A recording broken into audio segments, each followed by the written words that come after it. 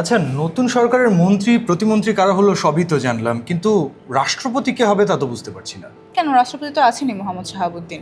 তিনি 2023 সালে শপথ গ্রহণ করেছিলেন, আর যেহেতু রাষ্ট্রপতির মেয়াদ 5 বছর, সেক্ষেত্রে 2028 সাল পর্যন্ত তিনি রাষ্ট্রপতি থাকতে পারবেন। আমি তা জানি, কিন্তু তাহলে তুমি সেটাও জানো যে এবারের মেয়াদ শেষ হলে কিন্তু তিনি আবারও নির্বাচিত হতে পারবেন, কারণ সংবিধান অনুযায়ী একজন ব্যক্তি 2বার রাষ্ট্রপতি হতে পারে সর্বোচ্চ, আর এটা তো তার প্রথম মেয়াদ। আরে সবই বুঝলাম, তোমার মনে নেই 2025 সালের ডিসেম্বরে রাষ্ট্রপতি রয়টার্সকে একটা ইন্টারভিউ দিয়েছিলেন এবং সেখানে তিনি বলেছেন যে ফেব্রুয়ারি নির্বাচন শেষ হওয়ার পরে উনি পদ থেকে সরে যেতে চান। ও আচ্ছা, হ্যাঁ, সেখানে তিনি বলেছিলেন যে নির্বাচন পর্যন্ত দায়িত্ব পালন করবেন। আমি সেটাই জিজ্ঞেস করছি, উনি যদি পদত্যাগ করেন তাহলে রাষ্ট্রপতি নির্বাচন কিভাবে হবে? কেন, 1991 সালের পর থেকে যেভাবে হয়ে আসছে, মানে যদি রাষ্ট্রপতি পদ শূন্য হয় সেক্ষেত্রে সংসদ সদস্যরা ভোট দিয়ে নতুন রাষ্ট্রপতি নির্বাচন করবেন। আর যখন বাংলাদেশ রাষ্ট্রপতি শাসিত সরকার ছিল তখন তো সরাসরি ভোটের মাধ্যমে রাষ্ট্রপতি নির্বাচিত হতো। আর এখন তো নির্বাচন কমিশন এই ভোটের আয়োজন করবে, তাই না?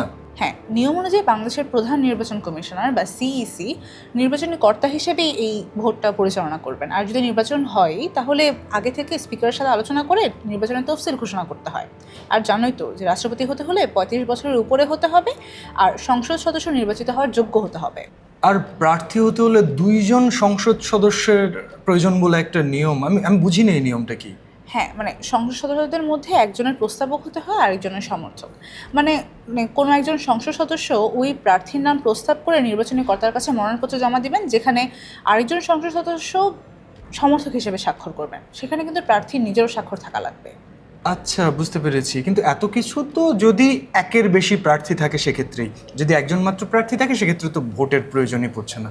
আর একের বেশি প্রার্থী থাকলে তফসিল ঘোষণার পর ভোট তো সংসদ অধিবেশনেই হবে।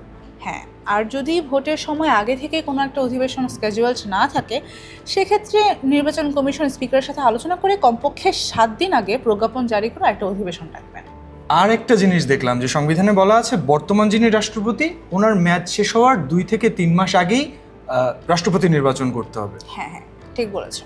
আসলে এই যে মঙ্গলবার যে শপথ অনুষ্ঠান হলো সংসদ সদস্যদের, তারপর থেকে রাষ্ট্রপতি পদে কে আসবেন এ নিয়ে কিন্তু বেশ আলোচনা হচ্ছে। হ্যাঁ, আর যেহেতু বর্তমান রাষ্ট্রপতি আগে থেকেই পদত্যাগের ইচ্ছা পোষণ করেছিলেন, তাই এমনটা ভাবা অস্বাভাবিক কিছু না।